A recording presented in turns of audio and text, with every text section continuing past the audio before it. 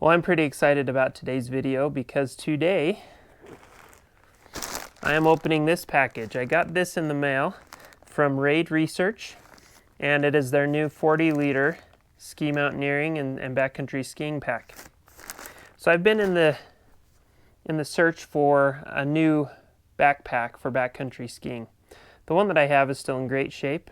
It's the Arc'teryx Quintic 28. I got it about 10 years ago, and I have hundreds of days using that pack, and you would never know because of how good it looks. But it's my backcountry skiing, powder skiing pack only, really, not a ski mountaineering pack. This pack is really going to be ideal for all of it, for day tours, for maybe lightweight overnight tours, hut trips, as well as ski mountaineering. As I've looked at other packs on the market, there's a lot of really cool ones. Hyperlight Mountain Gear, Crux is a cool pack. Chill Gear makes a cool pack. Arc'teryx makes some great ski packs. Osprey makes some good packs. There's tons. Mammut, a lot of European brands make really great packs. But I'm excited because this is different than any of those packs on the market. And from what I can tell online, for my purposes, I think it's going to be better. And so I was excited to get my hands on one. It's not a cheap pack, $400. If you go onto their website though, if you can get your hands on one before they're sold out, go onto their website and you can sign up for their newsletter and get 10% off. So I got this for $360. And I can't wait to open it up and check it out and see how it goes. So I'm going to get to that. But before we dive into the backpack, I want to tell you real quickly about Liberty Blanket Company. Liberty Blanket Company makes awesome and unique outdoor blankets. So what makes them so great? Well, for starters, they're water resistant, they're really warm, and they're machine washable. Grass, dog hair, and other debris brushes right off the special polyester fabric.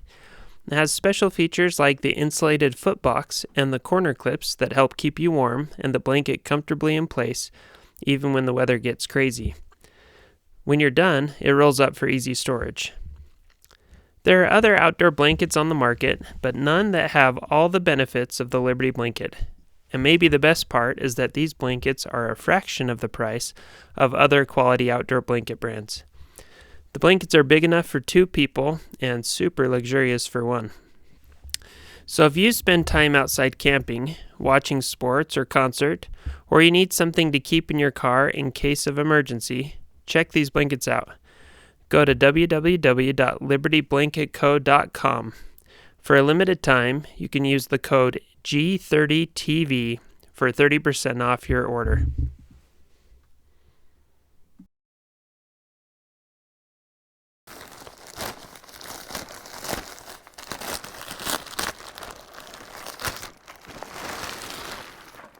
All right. When I talked to Kyle, he told me that the black backpack looked much better in person. Not that it looks bad online, but he said it really looks stunning in person. And so I ordered the black backpack in part because I thought it looked nice online, but probably the main reason is the white one was sold out because I do like the white one. But this is the black color backpack, and I have to say, in person, it is a beautiful pack. So the first thing I notice when I look at this pack is this fabric is burly. So it's made out of challenge fabric, and I don't remember off the top of my head, it's made out of a variety of challenge fabrics. I think this one here on the front and the sides, solid black, is 400 denier challenge fabric. So the cool thing about challenge fabric, it is made of a ultra high molecular weight polyethylene fiber, more commonly known by certain names like Dyneema or Spectra, and it is burly and lightweight. Of the, 2 or 3 dozen packs I've had over the years, 4 dozen packs I've had over the years, I've never had a pack made out of this fabric, and I am excited to have a pack made out of this. This isn't the very lightest pack I've ever seen, but for how burly it feels and how sturdy it feels, it is quite lightweight. On the front here is a pocket.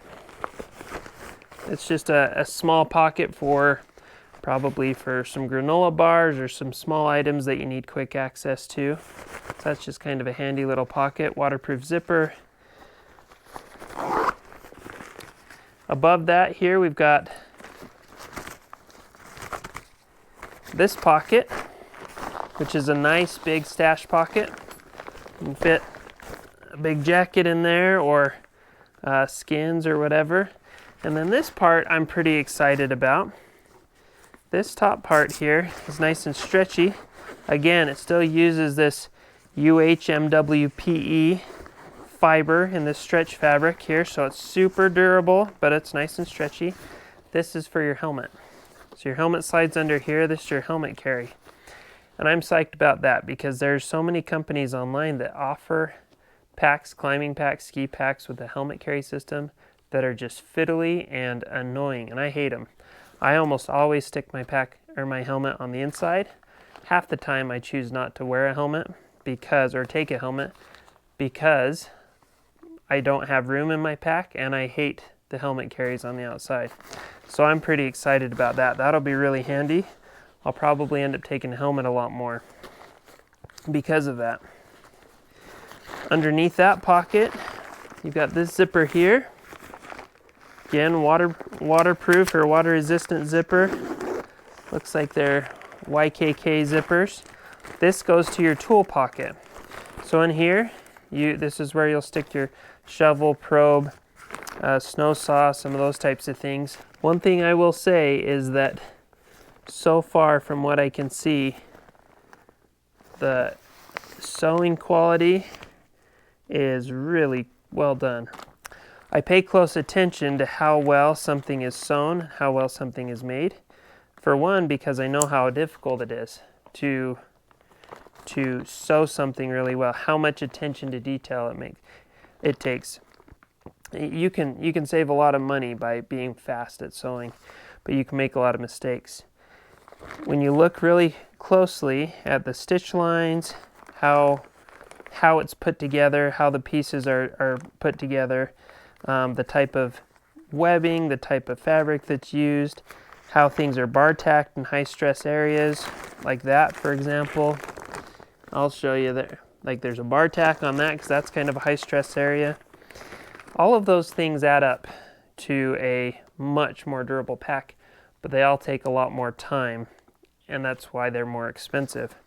The cheaper packs that you'll find out there, you look closely at the seams, and the high stress areas, they're not made to the same level, and that's going to pay big dividends over the years. And I have to say, so far in this pack, I'm quite impressed. The pocket has this big storm collar here that will extend this pack from about 40 liters up to around 50 liters. And this is a nice lightweight fabric, waterproof again. And then this ripstop style stitching, this diagonal stitch through there, that's a UHMWPE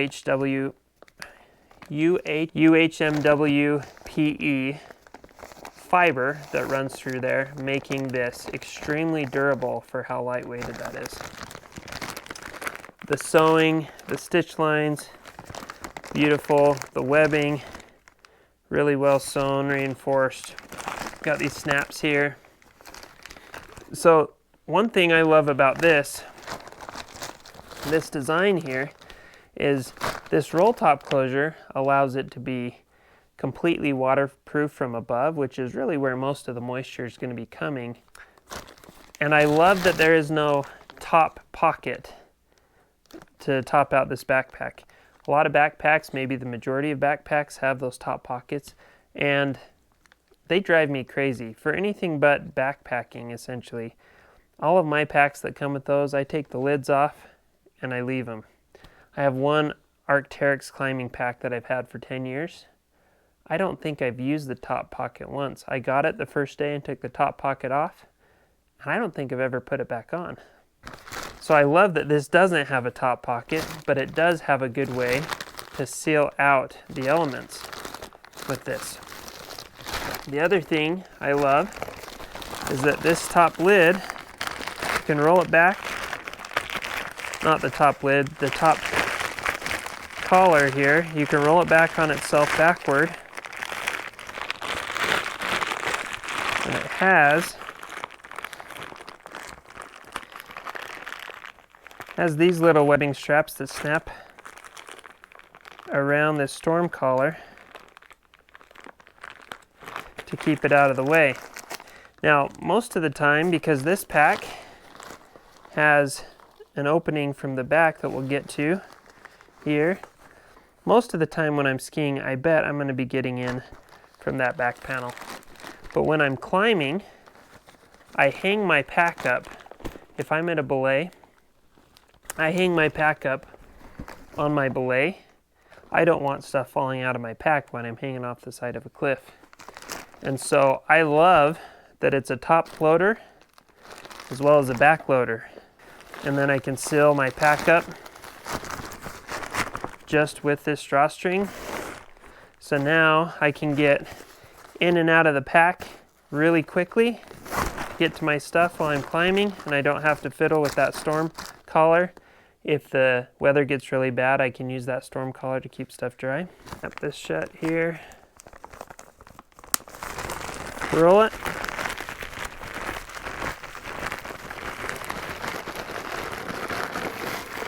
And secure it.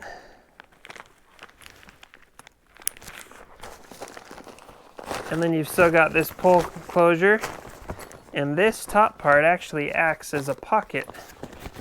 You can throw stuff on top of there, cinch this shut, and now you have a super quick access but secure pocket for keeping things that you're going to be getting all the time.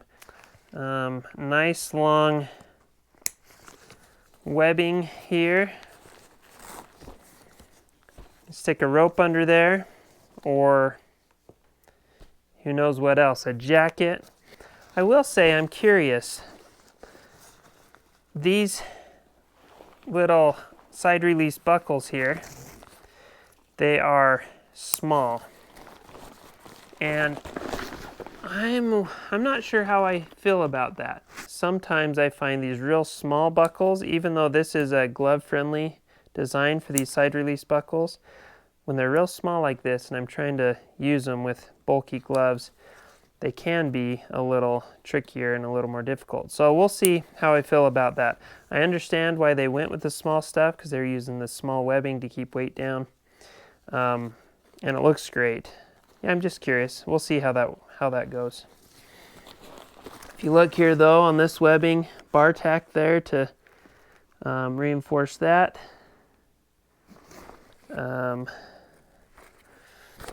And then you've got your back panel here. So you've got a hang loop, just your standard hang loop. I'll have to see on the inside if that's heavily reinforced. I hope it is. Yeah, it looks like that is pretty heavily bar tacked. This webbing here is just probably a half-inch webbing. Pretty lightweight, small webbing there. For a climbing pack, which this isn't. This is a backcountry skiing pack, but I'll use it for ski mountaineering and climbing a bit. I would love to have some other areas. Oh, there we are, actually. So, on the face here,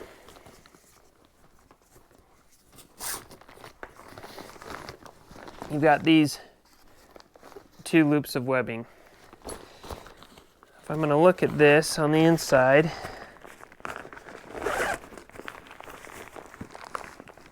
looking at where that's stitched in, yeah, that's bar tacked in there as well on both sides. So those little webbing things, webbing loops there, though lightweight, those are pretty burly. I could hang a pack from those 3 points, and I could haul a pack that way, climbing. Or, you know, I could clip a pack off of that for edible A or whatever else. So that's kind of cool. I also noticed that that's kind of a handy loop for when you're just trying to get your tool pocket open and you're in a hurry. I will probably replace this pull cord, this little pull tab there on the zipper with something bigger and more substantial, so that that one, particularly my tool pocket, is easier to grab. To rip it open, I'll probably also put, although I mean that works well, I just have a feeling that's going to be a little harder to grab with gloves on. And I'll probably put maybe some red cord on there or something like that, so that it stands out a little bit on this black pack and it's easy to see. I know exactly which one is my tool pocket when I'm in a hurry. All right, so the ice tools fit on the front here. These fit very similarly to some of my ice climbing packs, but there's a little bit of a difference. If you look here, this strap feeds all the way through. So this is going to double as probably your snowboard carry. So you tuck your picks in here, a nice slick system. You can buckle this over the top, which is probably what I would end up doing. Probably ideally for your ice tool carry is you're going to feed this through.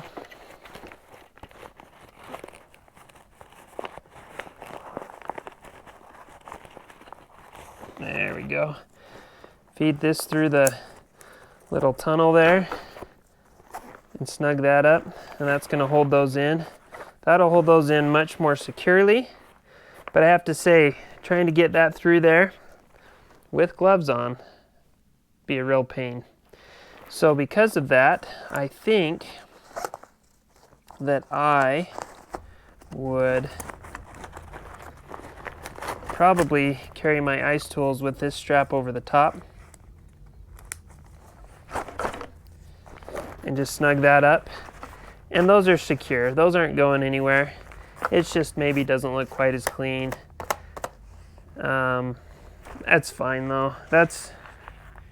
Man, those are tiny little nitpicky gripes that probably in the whole scheme of things don't really matter. So then this top part goes around your top of your ice tool there. Snug that up. Man, I'm loving this pack. I am so impressed.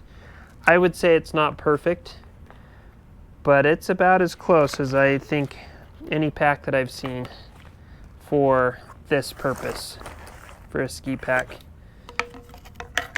So that's sweet. All right. So the front part here, one thing that I missed is this little ski loop. This is for diagonal carry, and it doesn't look like it's adjustable. And that's fine as long as it's big enough for my big skis. I prefer diagonal carry. Let me get in here and see how. I'm sure that's heavily stitched on there for heavy duty. This doesn't look like it's super big, this loop, and I have a feeling that for my ski mountaineering skis it's going to be great. For my all mountain skis it's going to be great, and for my big fat powder skis it's going to maybe fit. Let me try actually. Let me just grab them real fast. So these are the fattest powder skis I have so far, or this year at this point. Nomad 105 from Icelantic, Nomad Light, I should say. So this I can see because of this rise in the back. It's going to be a little bit of a pain. Get my skis in and out of that. That's the ski. probably the skis problem more than the pack's problem. All right, so that loop fits for these skis. This is probably about the fattest ski that I would throw on the pack. These are 105 underfoot. I bet, let's see, 105 underfoot. I don't know what they are at the tip and the tail. 130 at the tail. I think I could probably fit another 10 or 15 millimeters, 10 millimeters maybe, of width. So 140 tail is probably about the biggest that's going to fit through this loop for diagonal carry. But it does fit through there just fine. Then on the top, you've got here tucked away in this little hole there, you've got this strap. So this will go around the ski, and then right here at the top, right near your little rope webbing loop or whatever you want to call that, there's this tiny little loop. I don't know if you can see that there, but that webbing will fit, that hook will fit in there. That is very small.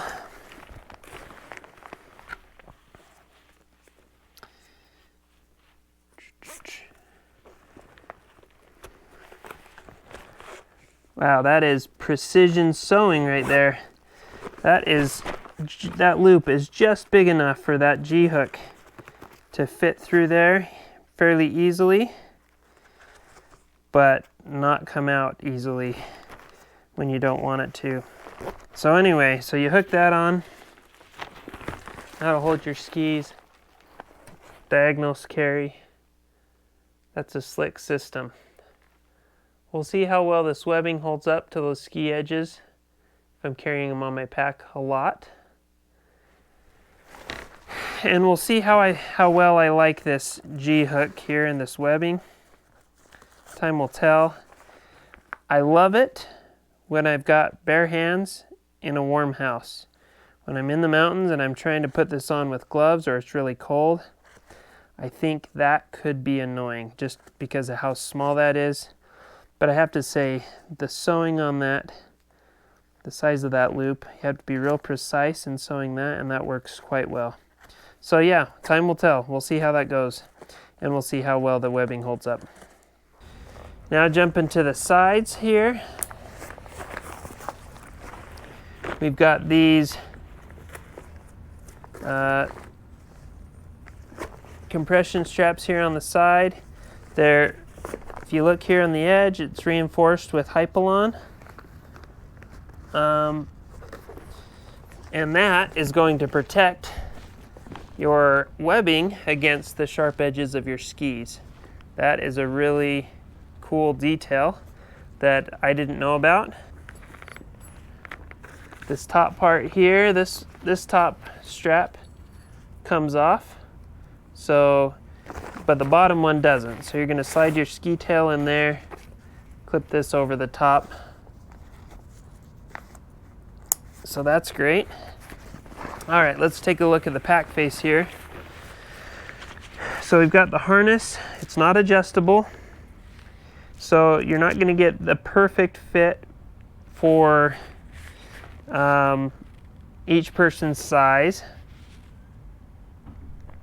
But I have to say, well, with this type of pack where it unzips here, it's pretty difficult to make an adjustable pack that also has a back panel that opens. Most pack companies out on the market that are making adjustable packs, they've got some sort of Velcro system on the back or some sort of system that allows it to be adjusted that way.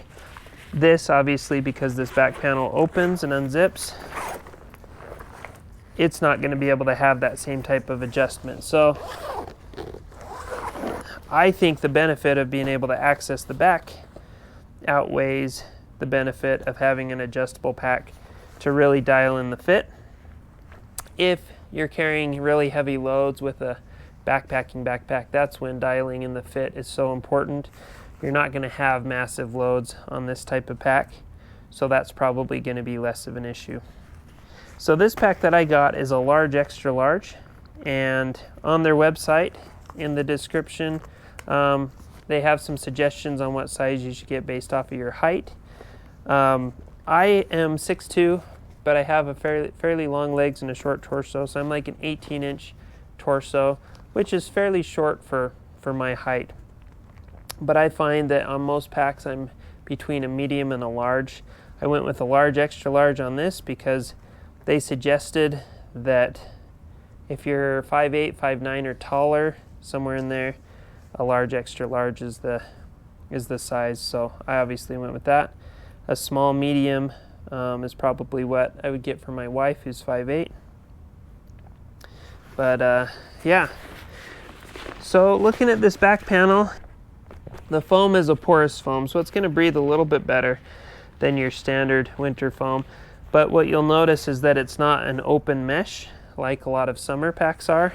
So the snow will brush off. You're not going to get snow stuck in the foam and that sort of thing. So that's a nice touch. But it does have some breathability built in. This stretch woven fabric on the top seems to be, it's soft. It seems like it's going to be durable. The edge where it's bound is well done. I like how they bound that edge next to the zipper, because that makes the zipper zip and unzip super easily without snagging. So that's really nice. And then when you're wearing it, it kind of lays, that binding along that edge, that kind of lays flat along that zipper and sort of almost protects you from that zipper. I highly doubt that he designed it with that in mind. It just works out really well with how that's designed, that's going to kind of lay flat. You're not going to feel that zipper anywhere on your back or on your shoulders. I'd probably keep the zipper down out of the way of the shoulders when I'm carrying it, so that's not rubbing, but so that's pretty cool. On this front here, notice it's got your load lifters to help pull the pack into your body. This small webbing again, small buckles. I'm curious, I know he went with the small buckles to try to keep the weight down, and I do appreciate that. He said he was trying to keep it under 1,000 grams. Didn't quite get there, but was very close. I think in a few key areas, I might prefer slightly bigger webbing, slightly bigger buckles, just because if I'm trying to adjust with gloves, I know that when I'm in my touring gloves, which are really thin, I usually use ice climbing gloves as touring gloves.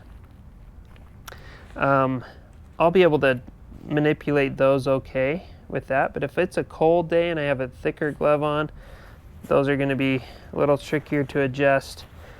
The ski carry hook is going to be trickier to adjust.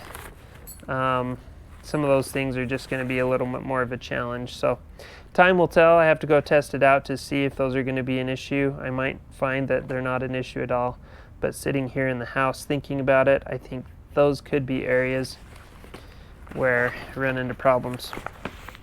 Down here on the hip belt, same perforated foam underneath the stretch woven fabric, bound on the edge with this binding webbing. Reinforced this webbing here, 1-inch webbing. So I find that either a wider webbing or a webbing that pulls from both angles, it's going to help cup the hips a little better, ride a little better on the hips. Again, bigger deal with a backpacking pack where you're carrying heavier weight. Probably not as big of a deal on a ski pack. I'm sure he did the 1-inch webbing to save weight, and I can appreciate that. Time will tell if that's an issue. I doubt it's going to be. I do like this little buckle system here for the waist belt. I've seen these types of buckle systems obviously on like avalanche packs where they need to be really burly and solid. This is not an airbag pack, so I'm a little surprised by this, but not turned off by it. I think it's cool. I think it's great. These are easy to use even with and without gloves for the most part. With a little practice with gloves maybe, but they're not difficult to use.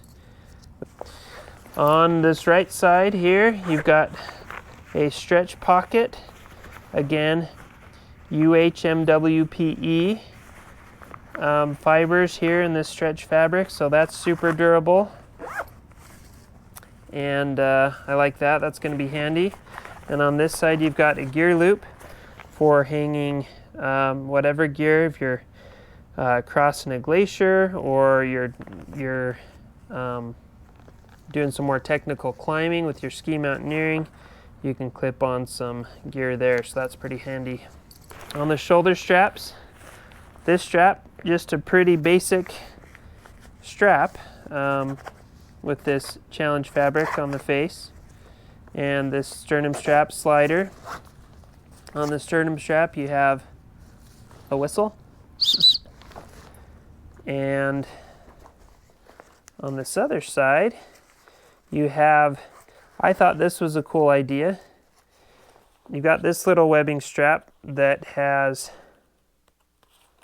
a couple little options for sticking gloves.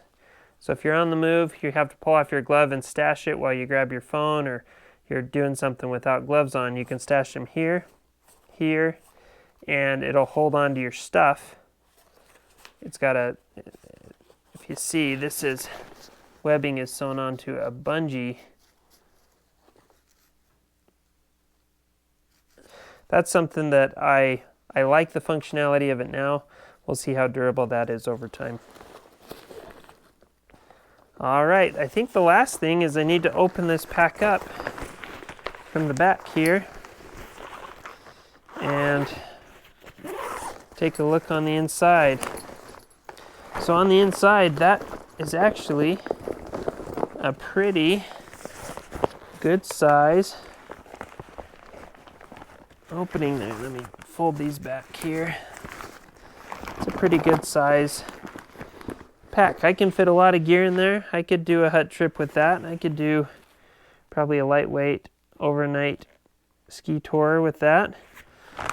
Got this little hole here so that when you put your shovel blade in, if part of the blade, the handle, where the handle attaches, sticks through there, it's not gonna, you know, wear that fabric out or whatever. It can protrude through there without it being an issue. I love that this fabric here is super waterproof. It's also, you can see the fibers in there that help keep it nice and sturdy and durable, tear resistant. Keep the wet stuff from the dry stuff on the inside. This challenge fabric is ultra waterproof. When they measure waterproofness, they use a rating called hydrostatic head, and essentially what that is tells you how much water pressure the fabric can take before it leaks. Well, Gore-Tex, like high-end Gore-Tex, is about 30,000 millimeters. Gore-Tex is quite waterproof, considering. This fabric is 130,000. So pretty stinking waterproof. That's awesome. You can see where shoulder straps are reinforced. You can see there's a little hose port here if you have a hydration pack and you want to stick a hose through there. For ski touring, I hate using hoses. I hate using bladders with tubes because they freeze. During the summer, I don't mind it, and so that could be something handy during the summer. You could also potentially run, if you're running a radio with a earpiece or something like that, potentially run a cord through there if you're keeping your radio in your pack. I don't do that a whole lot, but I could see that potentially being a possibility. Okay, on this back panel here, you've got this stretchy pocket for odds and ends. And then you can open this up and remove this foam here. This foam back panel. If you want to save weight, if you want something warm to sit on, want to dry stuff out, I don't know. I'm not going to be removing that. That's going to stay put. I probably would, you know, my climbing packs, some of my climbing packs come with aluminum stays for sturdiness and, you know, help support weight loads and stuff like that. I pretty much always take the aluminum stays out of my climbing packs because it's harder to climb with a stiff backpack. But where I'm skiing, and this really isn't stiff, that's not going to be an issue.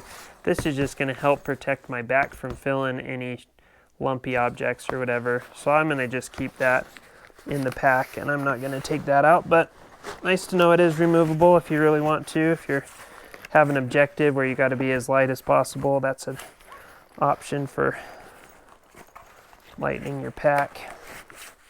See if I can get it back in without mangling this, keeping it. On the inside here, you can see that there is this aluminum stay that runs through the back of this pack. According to the website, that is removable. I see that it is tucked into some webbing. That webbing is fairly heavy duty, but I wonder if that might be a wear spot over time. There was a backpack back in the day, the Mountainsmith Ghost.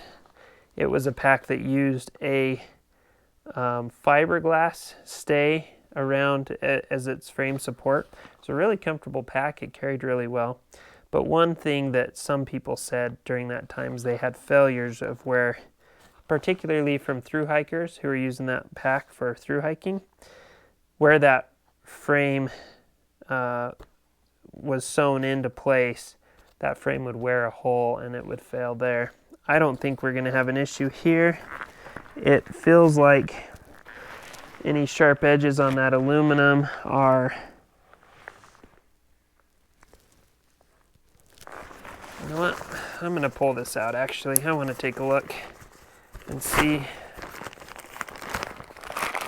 This isn't too difficult the way that this is sewn in. So to take the aluminum frame out, if you open up the pack, you can see this webbing here is wrapped around the top of this frame. So I'm just going to pry this back and unseat that from there, pull that out. All right, and then now the aluminum frame is just going to pull right out. So that's nice and slick, actually. Oh yeah, oh, they did a good job on this.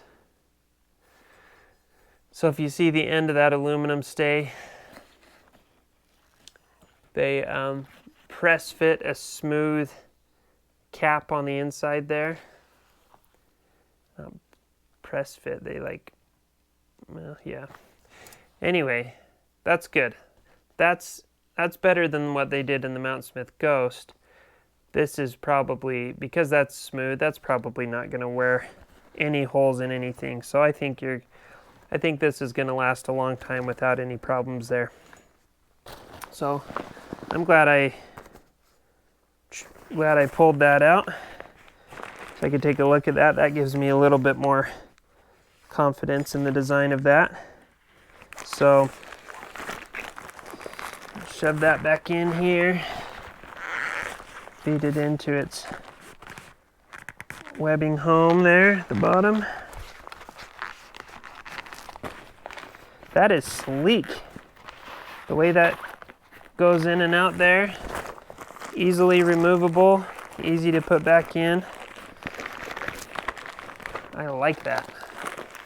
I am so impressed with the design of this pack. To think, for me, all right, I just said it was easy to get in, but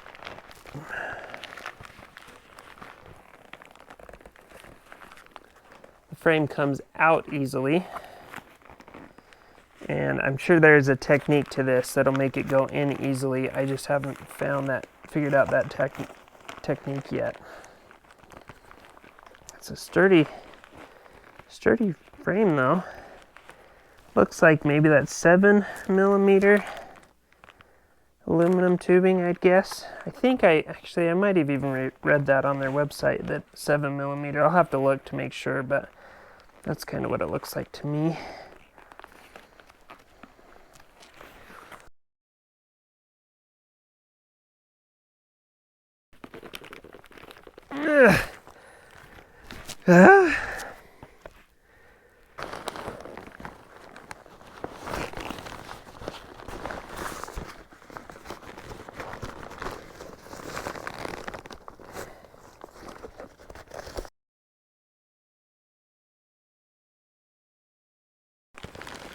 Don't take it out.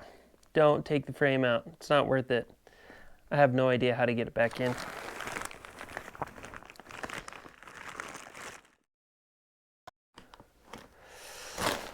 All right, I got it.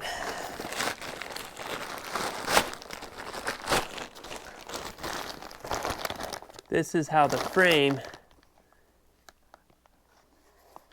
goes in to the pack. Pretty easy to pull the frame out of the pack. And then you just yank that out. Not as easy to get the frame back in. But I did it once, so I'm going to do it again. Show you how to do it. So when you're here, and make sure that the rod, the frame, the end of the frame is seated in the webbing at the bottom properly. And I'm going to slide one end in here. Make sure that's seated nice and clean, pulled up tight. And then I folded this other side back, away from it. And I'm going to pull the pack up onto the frame as close as I can with this other side folded back. And I'm going to start on the end here, and I'm going to roll the end of this webbing over the aluminum bar. And it just rolls right on. When I was freaking out about don't remove the frame, it's overreacting a little bit. You can remove the frame, that's how you put it back in.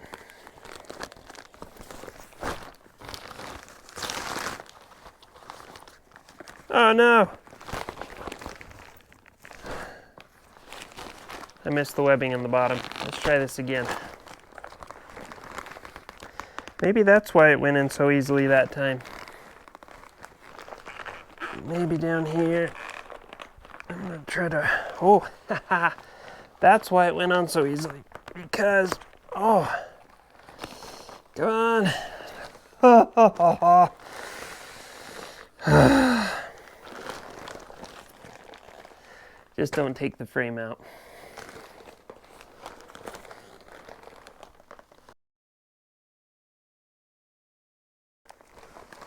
I got lucky once. Come on, baby. Get lucky again.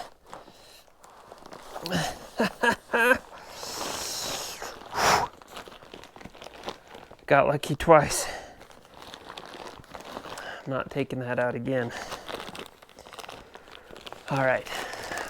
Don't take the frame out. That's my advice.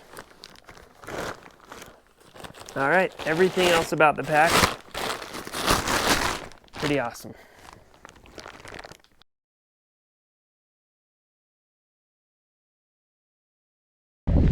Waiting for the sun to come up, and we just reached the ridge. It's snowing and blowing a little bit. Nice and chilly. Hands are getting cold. But it's been good. I'm using the Raide Research 40-liter pack for the first time today. I'm loving it. It's more comfortable than my smaller Arc'teryx ski pack, the Quintic 28. More comfortable so far, I think, because of the frame in part, but it's been really convenient. Love the back panel access. So far, I'm loving everything about it. Although I haven't, I've carried it. I haven't actually gotten into it a lot, but so far so good. The sun barely came up, so we can finally see without headlamps. Here goes nothing.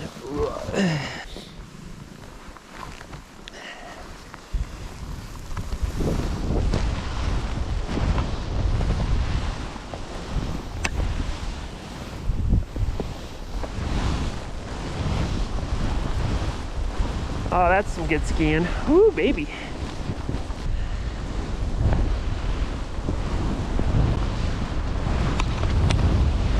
Whoa.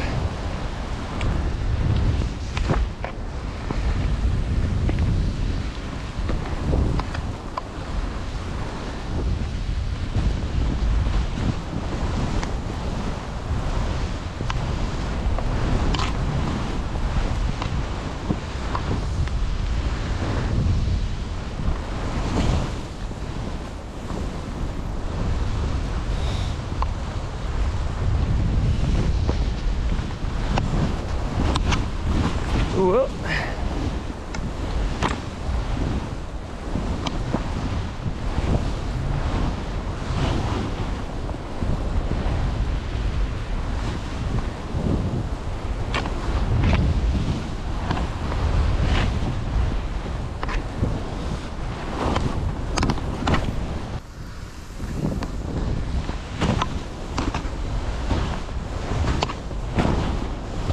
Whoa! Ah!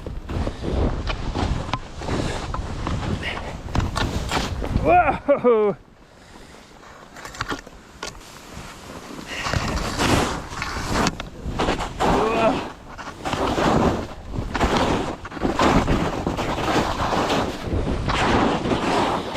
Little.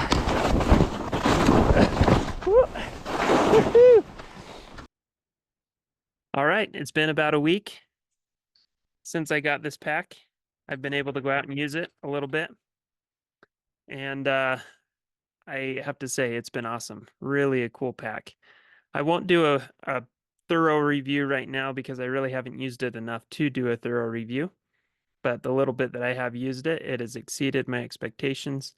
And I would say that if you're in the market for a pack and $400 isn't completely blowing your budget, this one's worth it. It really is quite a good pack. Thanks for joining me for this video. If you haven't already, don't forget to subscribe to Gear 30 TV and hit the bell icon for notifications. And if you're in the market for a great outdoor blankets, check out libertyblanketco.com. And in the checkout, enter code YT30 for 30% off your order. Thanks for watching. We'll see you on the next episode.